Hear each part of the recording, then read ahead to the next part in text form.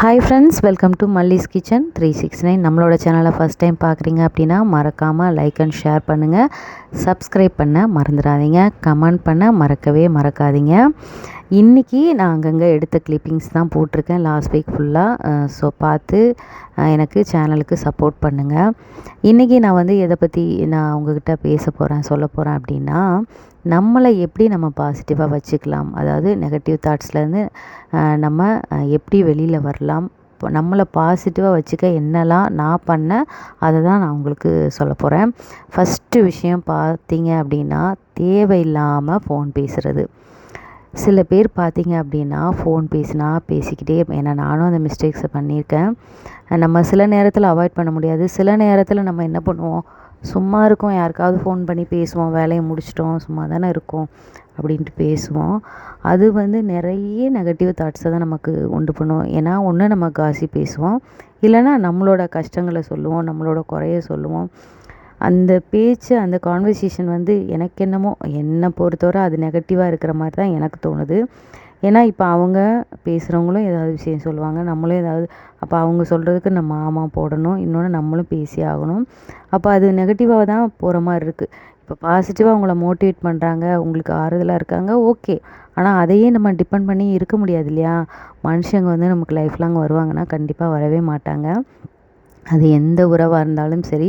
So நீங்கள் வந்து இமோஷ்னலாக யாருக்குமே டிபெண்ட் ஆகாதீங்க. இண்டிபெண்ட்டாக இருக்க தான் நீங்கள் பழகிக்கணும். அதுதான் நமக்கு நிரந்தரமாக. ஒருத்தவங்களுக்கு ஃபோன் பண்ணி தான் நமக்கு ஆறுதல் கிடைக்கும்னா அந்த ஆறுதல் வந்து என்றைக்குமே நிலையாகவே இருக்காது.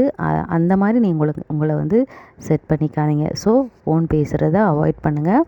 தேவைக்கு பேசிக்கோங்க. நாங்கள் சுத்தமாக ஃபோன் பண்ணக்கூடாது அப்படின்னு நான் சொல்லலை. நான் வந்து கட் பண்ணதுக்கப்புறம் எனக்கு நிறைய டைம் கிடச்சிது.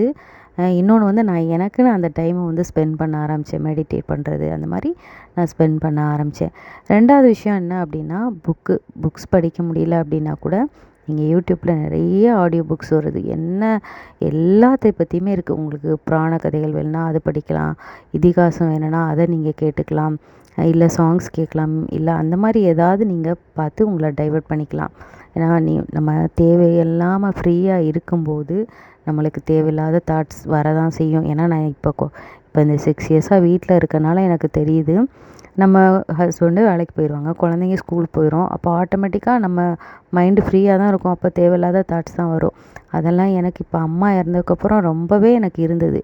எனக்கு ரொம்ப இந்த 1 இயர் வந்து நான் ரொம்ப ஸ்ட்ரகிள் பண்ணி தான் இந்த 2 இயர்ஸாக எனக்கு ரொம்பவே கஷ்டமாக இருந்தது. நான் வந்து ஒரு புக்கு, தி சீக்ரெட் ஒரு புக்கு, அதுதான் எனக்கு நிறைய சேஞ்சஸை கொண்டு வந்தது அப்படின்னு சொல்லலாம். அந்த புக்கு வந்து நீங்கள் படிச்சிங்கனாவே தெரியும், நீங்கள் என்னெல்லாம் லைஃப்பில் மிஸ்டேக் பண்ணீங்க, இனிமேல் நீங்கள் எப்படி இருக்கணும், உங்களோட ஃப்யூச்சர் வந்து நீங்கள் இன்னும் எப்படி பண்ணிக்கலாம். எனக்கே 40-50 வயசு ஆகுது, இனிமேல் என்ன ஃப்யூச்சர் அப்படின்னு கேட்குறீங்களா? இருக்க போகிற காலத்தில் நம்ம நிம்மதியாக சந்தோஷமாக ஆரோக்கியமாக வாழணும். ஸோ கண்டிப்பாக நான் சொல்கிறத நீங்கள் ஃபாலோ பண்ணுங்கள். இந்த புக்கை நீங்கள் படிங்க. உண்மையிலே நிறைய சேஞ்சஸ் உங்களுக்கு வரும். எந்த ஒரு நெகட்டிவ் இதுவுமே வச்சுக்காதீங்க. எந்த ஒரு நம்மளுக்கு இது வரலை, இது தெரியலை அப்படிங்கிற ஒரு நெகட்டிவ் தாட்ஸே நீங்கள் வச்சுக்காதீங்க. எதையுமே பாசிட்டிவாக நீங்கள் வந்து திங்க் பண்ணி பாருங்கள். நல்லது தான் கண்டிப்பாக நடக்கும். இந்த புக்கு படிச்சிங்க அப்படின்னா உங்களுக்கு நிறையவே கிளாரிட்டி கிடைக்கும். 3வது விஷயம் அப்படின்னா, நான் வந்து கோயிலுக்கு போகிறது, அதே மாதிரி மெடிடேட் பண்ணுறது. கோயிலுக்கு வந்து எனி டைம் டெய்லி போகணும் அப்படி இல்லை, வீக்லி ஒன்ஸ் ஆகுது, சாட்டர்டே சண்டே அந்த மாதிரி இருக்கும்போது நீங்கள் போயிட்டு வாங்களேன். மைண்ட் அவ்வளோ ஒரு ரெஃப்ரெஷ்ஷாக இருக்கும், ஃப்ரீயாகவும் இருக்கும். இன்னொன்று மெடிடேஷன், ஒரு 5 to 10 மினிட்ஸாவது நீங்கள் பண்ண முடியலன்னா கூட நீங்கள் கண்ணை மூடி நேராக பிகினிங்கில் அப்படி உட்காருங்க. அதுக்கப்புறம் பழக பழக உங்களுக்கே அந்த இது வந்துடும், உங்களுக்கே அந்த ஹேபிட் வந்துடும். அதை நீங்கள் உங்களுக்காக பண்ணிக்கலாம். உங்களுக்கு அந்த மாதிரி பண்ண முடியல அப்படின்னா, நான் வந்து மொட்டை மாடியில் போயிட்டு கொஞ்சம் நேரம் நின்று கண்ணை மூடி ப்ரே பண்ணிவிட்டு அப்படியே பார்த்துட்டு என்னோடய விஷஸ் எல்லாம் சொல்லிவிட்டு யூனிவர்ஸ்ட்டை சொல்கிற மாதிரி நான் சொல்லிவிட்டு வருவேன். நான் அந்த மாதிரி ஃபாலோ பண்ணுவேன்.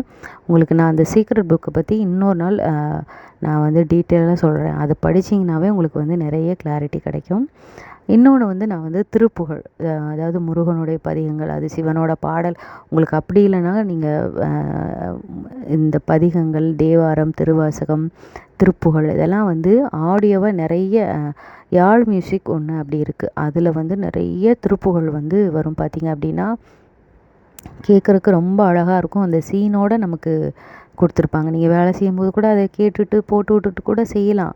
இப்போ நம்ம வேலை செய்யும்போது மற்றவங்கள்ட்ட ஃபோன் பேசிட்டு வேலையை பார்த்து முடிக்கிறதுக்கும், நீங்கள் ஒரு நல்ல விஷயத்த காதில் கேட்டுகிட்டே செய்கிறதுக்கும் நிறைய டிஃப்ரென்ஸ் இருக்குது.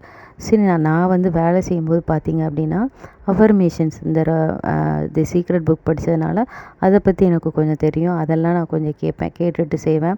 அப்படி இல்லைன்னா திருப்புகழோ இல்லை கந்த சஷ்டி கவசமோ நான் கேட்டுகிட்டே செய்வேன். ஸோ இந்த விஷயங்கள்லாம் நீங்கள் ஃபாலோ பண்ணி பாருங்கள். கண்டிப்பாக சேஞ்சஸ் வரும். தேங்க்ஸ் ஃபார் வாட்சிங்.